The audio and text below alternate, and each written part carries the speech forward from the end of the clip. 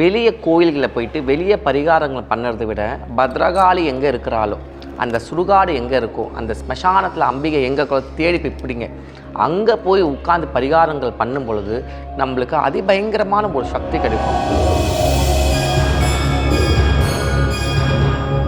ஆதியும் மந்தமும் இல்லாமல் எதுவுமே கிடையாது. பிறப்புனா பிறவைக்கு முன்னாடி ஜென்மம் இருந்திருக்கு. என்ன தர்மத்தின் வழியில் நம்ம போகிறது பொறுத்து தான் அடுத்த பிறவியா இல்லை நரகமா. இந்த மனித இருக்கிற பிறவிகளையே ரொம்ப உன்னதமான பிறவி மனித பிறவி தான்.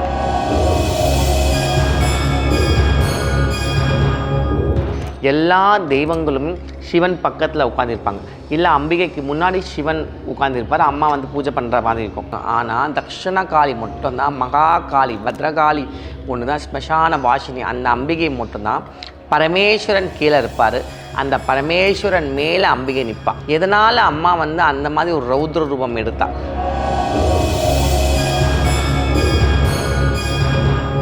இல்லை நம்மளுக்கு கிடைக்கிற சொத்துக்களை வந்து பிடுங்கி வச்சுருக்காங்க, நம்மளுக்கு கிடைக்கிற செல்வங்களை வந்து தடைப்பட்டு வச்சுக்கலாம். சுடுகாட்டு பூஜைக்கு முன்னாடி உலகத்தில் வேறு எந்த பரிகாரமே கிடையாதுங்க. ஃபஸ்ட்டு நீங்கள் புரிஞ்சுக்கணும். ஏன்னா இந்த மண்ணுமே சுடுகாடு தான். இப்போ நம்ம உட்காந்து இடமே சுடுகாடு தான். அம்பிகை உட்காந்து இடமே சுடுகாடு தான்.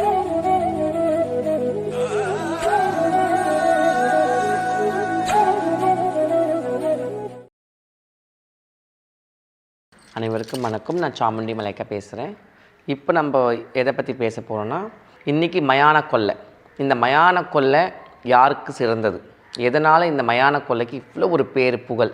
இத்தனை ஒரு கலியுகத்தில் இத்தனை யுகங்கள் மாறியும் இத்தனை வருடங்கள் கழித்தும் இன்றைக்கும் வந்து அந்த மயான கொள்ளையில் இவ்வளோ ஒரு பேர் புகழ், இவ்வளோ ஒரு விஷயம் நடக்குது. எதனால் இவ்வளோ சக்தினா, நான் எப்போவுமே உங்கள்கிட்ட ஒரு விஷயம் சொல்லிக்கிறேன், நல்லா புரிஞ்சுக்குங்க.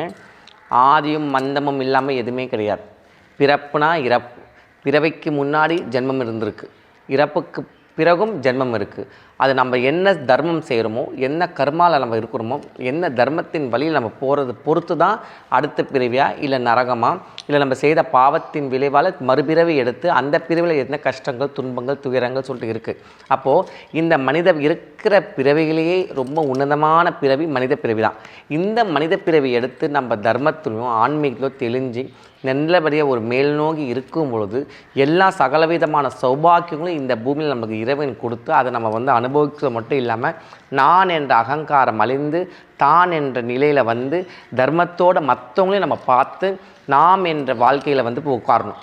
அதுதான் வந்து இந்த தர்மத்தின் வழி, இந்த தர்மத்தின் பாதை. அந்த தர்மத்தின் பாதையில் நிற்கிறது தான் அந்த பராசக்தி மகா காளி, மகா சண்டி, பத்ரகாளி. பத்ரகாளியை பொறுத்த வரைக்கும் இன்றைக்கி உலகத்தில் அத்தனை தேவிக்கெல்லாம் தேவி அவள் தான். அதனால்தான் தக்ஷண காளி தசமகா வித்யா. அந்த தசமகா வித்யா நீங்கள் பார்த்தீங்கன்னா அதில் முதல்ல நிற்கிறவளே தக்ஷண காளி தான். அவளுக்கு மேலே தேவியே கிடையாது. ஏன்னா தக்ஷண காளி யாருன்னா அந்த பரமேஸ்வரனை ஐக்கிய மாட்டான். நீங்கள் நல்ல விஷயம் தெரிஞ்சுங்க, எல்லா தெய்வங்களும் சிவன் பக்கத்தில் உட்காந்துருப்பாங்க, இல்லை அம்பிகைக்கு முன்னாடி சிவன் உட்காந்துருப்பார், அம்மா வந்து பூஜை பண்ணுற மாதிரி இருக்கும். அந்த மாதிரி ஏதாவது ஒரு இதில் தான் இருப்பாங்க. ஆனால் தக்ஷண காளி மட்டும்தான், மகா காளி பத்ரகாளி ஒன்று தான் ஸ்மசான வாசினி. அந்த அம்பிகை மட்டும்தான் பரமேஸ்வரன் கீழே இருப்பார், அந்த பரமேஸ்வரன் மேலே அம்பிகை நிற்பாள். எதனால் அம்மா வந்து அந்த மாதிரி ஒரு ரௌத்ர ரூபம் எடுத்தா? அதுக்கு பல உதாரணங்களுக்கு பல புராண கதைகளுமே இருக்குது. என்ன ஆனால் இப்போ நம்ம வந்து எதை பற்றி பேசுகிறோம்னா, அங்காள பரமேஸ்வரி மேல் மலைநூல வீட்டிற்கும் அன்னையின் அம்சமான மேல் மலைநூல் அங்காள பரமேஸ்வரி. எதனால் அந்த நம்பிக்கைக்கு இத்தனை ஒரு சக்தி, இத்தனை பேர் எல்லாரும் ஓடோடு போய் நிற்கிறோமே. அங்கே பார்த்தீங்கன்னா ஆண் பெண் திருநங்கை என்ற பாலினத்துக்கு வேறுபாடே கிடையாது. எல்லாருமே போய் நிற்பாங்க. எல்லாருமே அந்த அம்பாளோட அருள் வந்து இறங்கும். எல்லாருமே தன் நிலை மறந்து ஆடுவாங்க. அது பேர் காட்டேரி ஆட்டம் சொல்லுவாங்க, பிடாரி ஆட்டம் சொல்லுவாங்க, காளி ஆட்டம் சொல்லுவாங்க. சரியா? அந்த மாதிரி ஆட்டத்தால் இன்றைக்கி உலகத்தையே தன் கைக்குள்ளே வந்து கட்டுப்பாடை வச்சுருக்கிற அந்த அம்பிகை. புரியுதா? அப்பேற்பட்ட சக்தி அந்த தேவியின் இப்போ கதையை எப்படி வந்து இந்த சுடுகாட்டில் ஏன் அம்மா வந்து உட்கார்ந்தா, இந்த ஸ்மசானத்தில் ஏன் அம்பிகை வந்து உட்கார்ந்தா, நல்லா புரிஞ்சுக்குங்க. காளினாவே ஸ்மசானம் தான். நம்ம வந்து வெளியே கோயில்களில் போயிட்டு வெளியே பரிகாரங்கள் பண்ணுறதை விட பத்ரகாளி எங்கே இருக்கிறாளோ, அந்த சுடுகாடு எங்கே இருக்கோ, அந்த ஸ்மசானத்தில் அம்பிகை எங்கே தேடி போய் பிடிங்க.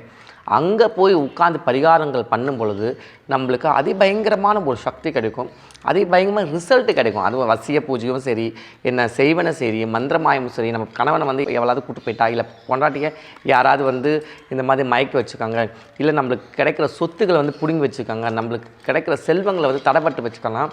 சுடுகாட்டு பூஜைக்கு முன்னாடி உலகத்தில் வேறு எந்த பரிகாரமே கிடையாதுங்க. ஃபஸ்ட்டு நீங்கள் புரிஞ்சுக்கணும். ஏன்னா இந்த மண்ணுமே சுடுகாடு தான். இப்போ நம்ம உட்காந்துருக்க இடமே சுடுகாடு தான். அம்பிகை உட்காந்துருக்க இடமே சுடுகாடு தான். அங்கே உட்காந்துருக்கல அந்த காஷி காளி எடுத்து வந்த இடமே மயானம் தான். காஷி பற்றி உங்களுக்கு எல்லாமே தெரியும். ஃபுல்லாக மயானம், ஸ்மசான வாசினி. அதனால தான் நம்மளுக்கு இத்தனை பரிகாரம் பலிதல் தரும். எப்போ அதாவது சும்மா நம்ம கோயில் போகணும், கையெழுத்து கும்பிடாமல் இருக்கக்கூடாது. நம்மளுக்கு ஒரு பிரச்சனைனா ஒரு பரிகாரம் பண்ணும்போது அந்த பரிகாரம் ரிசல்ட் நம்மளுக்கு வரணும். 100% ரிசல்ட் வரணும். அது கரெக்டான இடத்துக்கு நம்ம போகணும். அப்பேற்பட்ட இடம் தான் இது. ஸோ இதை தொடர்ந்து நம்ம வந்து அங்காளம்மா பற்றி பேச போகிறோம். ஸோ இந்த மலையின் மேல்மலையின் அங்காள பரமேஸ்வரி யார்? எல்லாமே அன்னை பார்வதி தான். பார்வதியோட ஸ்வரூபம் தான் அத்தனை ஸ்வரூபம். காளி, நீலி, சூலி, சண்டி, பகவதி, பத்ரகாளி எல்லாமே அவள் தான். அப்படி இருக்கும்போது 300 காலத்தில் தேவாதி தேவன் மும்மூர்த்திகள், அது எல்லாருக்குமே தெரியும். அப்போது பரமேஸ்வரனுக்கும் 5 தலை, பிரம்மதேவருக்கும் 5 தலை, சிவபெருமானுக்கும் 5 தலை. இது வந்து என்ன ஆகுதுன்னா, பிரம்மதேவருக்கு வந்து ஆணவம் வந்து ஒரு தலை வந்து தலைக்கு மேலே இருக்கிறதுல ஆணவ தலை ஆகிடுச்சு, ரொம்ப ஆணவமாகிடுச்சு. எல்லாத்துக்குமே நானாக தான் படைச்சது, படைத்தல் நான் தானே, எனக்கு அப்புறம் தானே மகாவிஷ்ணு காக்குறாரு, அதுக்கப்புறம் தான் சிவன் ருத்ரன் வந்து அழிக்கிறார் சொல்லிட்டு இந்த ஆணவம் வந்து ரொம்ப வந்து நாளுக்கு நாள் வந்து ரொம்ப மேலே போயினே இருக்குது. அப்போ இது பார்த்துனே சொல்ல ஒரு நாள் வந்து சிவபெருமானுக்கு கோபத்தின் உச்சக்கட்டத்துக்கே வந்துடுறார். அப்போ இந்த கோபத்தின் உச்சக்கட்டத்துக்கு வரும்போது சிவபெருமான் வந்து ரௌத்ரமான ரூபம் வருது. அந்த ரௌத்ரமான ரூபம் யாருன்னா கால பைரவர், அந்த பைரவர் ரூபம். அதே மாதிரி சிவபெருமானர் எத்தனையோ ருத்ரரூபம் இருக்குது. ருத்ரன் சிவன் தான், கால பைரவன் பரமேஸ்வரன், வீரபத்ரர் பரமேஸ்வரன், என்ன முனீஸ்வரன் சிவனோட அம்சம். அந்த மாதிரி நம்ம சொல்லிக்கினே போகலாம். இவங்கெல்லாம் வந்து ரொம்ப ருத்ரமான தேவதைகள். அப்போது ருத்ரன் என்ன பண்ணுறாரு, அந்த பரமேஸ்வரன் என்ன பண்ணுறாரு, சிவனோட அதாவது பிரம்மாவோட அந்த 5வது தலையை பிச்சு எடுத்துடுறாரு. எடுத்த உடனே சிவன் கையில் வந்து அந்த பிரம்மத்தோட தலையை வந்து பிரம்மதேவரும் மகா சரஸ்வரும் சபிச்சிடுறாங்க. இந்த தலை வந்து பிரம்ம கபாலமாக உங்கள் கையிலேயே நிற்கட்டும் சொல்லிட்டு. அப்போ என்ன ஆகுது, பிரம்ம கபாலமாக கையில் நின்ற உடனே என்னென்ன ஆகாரம் சிவபெருமான், இப்போ நம்ம எப்படி கையில் சாப்பிட்ணும், அதே மாதிரி சிவபெருமானுக்கு எத்தனை ஆகாரம் எல்லாரும் போட்டாலும் அந்த கபாலமே உள்வாங்கினே போது சிவனால் ஒன்றுமே பண்ணவே முடியல. சிவனே வந்து அந்த பண்டார் ரூபமாக ஆயிடுறாரு. அதை தொடர்ந்து என்ன பண்ணுறாங்க, இந்த சரஸ்வதி தேவி வந்து பார்வதி தேவிக்கு சபிச்சிடுறாங்க. என்னென்னு, உன் புருஷன் வந்து பண்டாரமாக ஆகட்டும், நீ வந்து அகோர ரூபம் எடுத்து காடு மேடு வனவாசம் திரிஞ்சு ருத்ரமான ரூபத்தை எடுத்து நீ போய் பூமியில் இருக்கணும்னு சொல்லிடுறான் அம்மா. அப்போ அம்மாவை பார்வதி தேவன் கீழே வந்துடுறாங்க. வந்தோடனே இவங்க 2 பேருமே தனித்தனியாக ஆகிடுறாங்க. அப்போ யாருக்குமே ஒன்றுமே புரியல. இது இப்படி ஆச்சுன்னா அப்போ உலகத்தோட சமநிலை எப்படி வர்றது, ஏன்னா அழிக்கும் தொழில் பரமேஸ்வரன் தானே. அப்போ இந்த மாதிரி ஆயிடுற சொல்லிட்டு அப்போ மகாவிஷ்ணு வந்து சொல்கிறார், நீங்கள் உடனே வந்து மேல் மலையனூர் கிட்ட போங்க, அதாவது பார்வதி தேவி அங்கே வந்து இந்த மாதிரி ஒரு நிலையில் இருக்கிறா, நீங்கள் போங்க சொல்லிட்டு. அப்போது இன்னொரு பக்கம் இந்த பார்வதி தேவி இங்கே வந்துடுறா. எங்கே, இந்த பூங்காவனத்தம்மன், அதாவது பார்வதி தேவி மேல் மலையனூரில் இருக்கிற அம்பிகைக்கு பேர் பூங்காவனத்தம்மன். அந்த இடம் வந்து பூங்காவனத்தால் நிறைஞ்சதுனால பூங்காவனத்தம்மன் அந்த அம்பிகை பேர். அதுக்கப்புறம் காலப்போக்கில் தான் அம்பிகைக்கு வந்து அங்காள பரமேஸ்வரன் பேர் வந்தது. அப்போ இந்த பூங்காவனத்தில் என்ன ஒரு பிரச்சனைனா, அங்கே வல்லாளகண்டன் சொல்லிட்டு ஒரு அசுரன் தான். அந்த அசுரன் பொல்லாத அரக்கனாக இருந்தான், எல்லாரையும் அழித்து துன்புறுத்தி மக்களை வந்து நிம்மதியாகவே இல்லாமல் இருந்தான். அப்போது அவனுக்கு துணையாக ஒரு மனைவி, அவனை அரக்கி, அவள் வந்து அப்போ ப்ரெக்னன்சியாக இருந்தான். அப்போ எல்லாருமே போய் இந்த அம்பிகை போய்ட்டு சொல்கிறாங்க, அம்மா தாயே எங்களால் அங்கே வாழ முடியல, நீ எதாவது பண்ண சொல்லிட்டு. அப்போ அம்மா சொல்ல சரி நான் வர சொல்லிட்டு ஒரு நாள் இரவில் போகிறான். போய் அந்த வல்லாளகண்டனை பிச்சு எரிஞ்சு, அதாவது 2 காலை பிடிச்சி பிச்சு எரிஞ்சு அம்மா வந்து மாறுகை சொல்லுவாங்க, அந்த மாதிரி பண்ணி பிடாரி ரூபத்தில், காட்டை ரூபத்தில், அந்த பத்ரகாளி ரூபத்தில் பிச்சு எரிஞ்சிடுறாம்மா. பிச்சு எரிஞ்சது மட்டும் இல்லாமல் அந்த மனைவி, அவளோட மனைவியோட அரக்கியும் அம்மா வந்து அழித்து அந்த குழந்தையை வந்து கைப்பற்றுறாங்க. குழந்தைய பிச்சு எடுத்துறா. 1000 நாளாக அந்த ஜெகன்மாதா, ஜெகத் ஜனனி, லோகஜனி, அகிலாண்ட கோடி பிரம்மாண்ட நாயகி. அந்த குழந்தைய வந்து அம்பாள் வந்து அழிக்கலை. அந்த குழந்தைய என்ன பண்ணுறா, தன் கையில் வச்சுன்னு தன் காதில் குண்டலமாக ஆக்கி அப்படியே வச்சுன்னு படுத்துடுறா. அவள் தான் வந்து பெரியாய். இன்றைக்கி நம்ம அந்த மலையனூர் போனீங்கன்னா ஃபஸ்ட்டு நம்ம வந்து பெரியாய் தான் பார்க்கணும். பெரியாய் நல்லா பெருசாக பார்த்துட்டுருப்பா, வானத்தை பார்க்குற மாதிரி அம்மா படுத்துட்ருப்பாள்.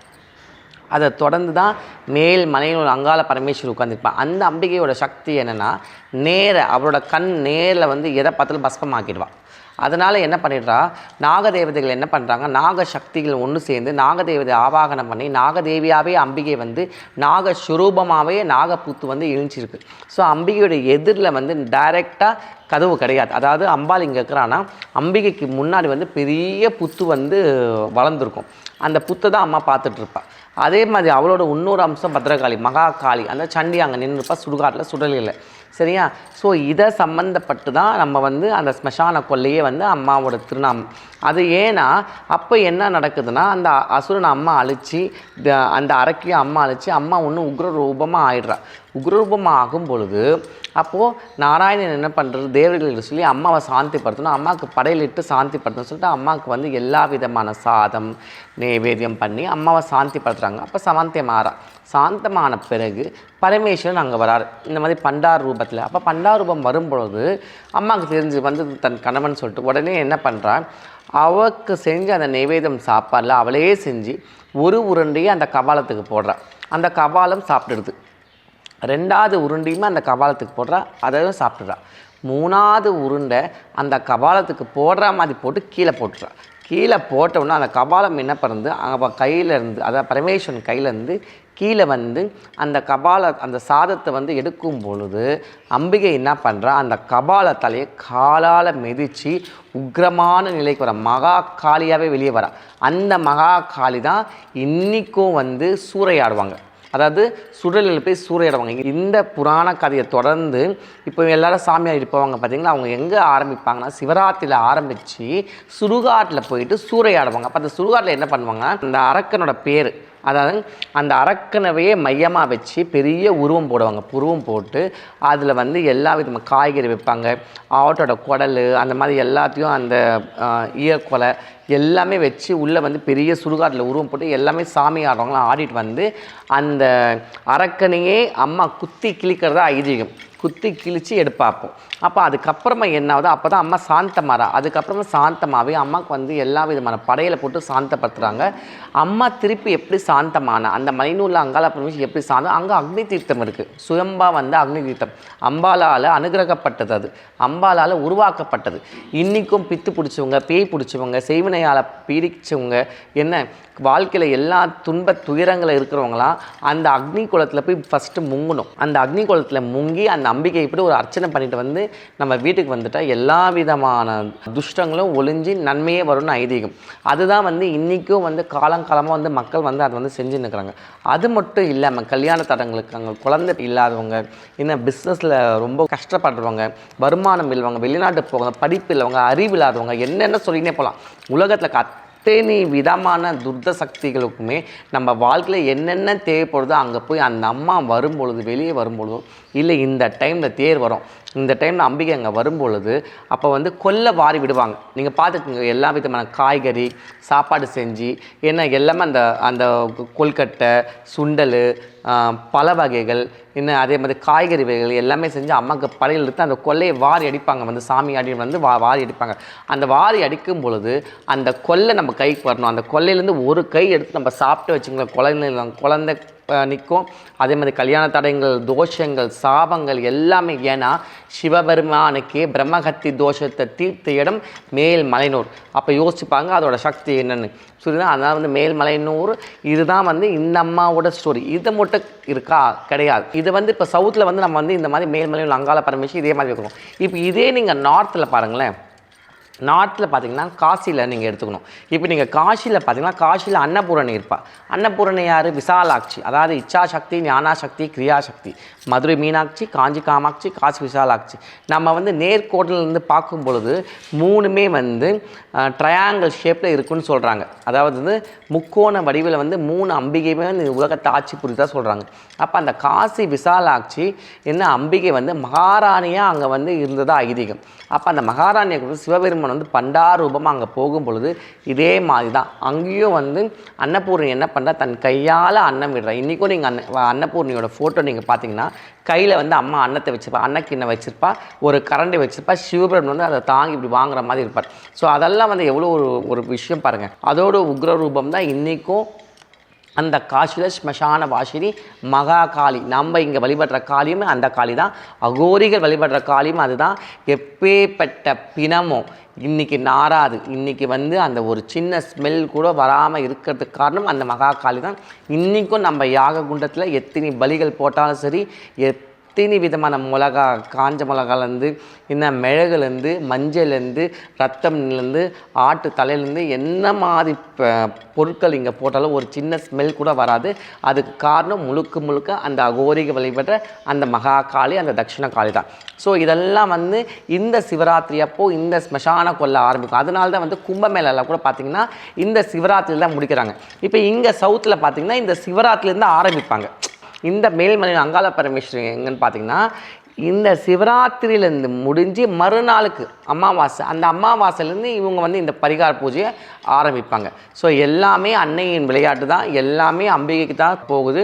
அதனால் இதை எல்லாமே பயன்படுத்துங்க. உங்களுக்கு என்னென்ன கஷ்டங்கள், என்னென்ன பிரச்சனைகள், என்னென்ன மனவலிகள், மன வேதனைகளுக்கும் மனிதர்களால் ஒரு காலமும் செய்ய முடியும், உங்களை காப்பாற்ற முடியும். ஆனால் அன்னை நினச்சா கண்ணு மூடி கண்ணை துறவதுக்குள்ளே எல்லா விஷயமும் சரி பண்ணிடுவார். அது தெய்வத்தை நம்புங்க, கோயிலுக்கு போங்க, இந்த மாதிரி சக்தி வாய்ந்த பரிகாரம் சேர்ந்துங்க.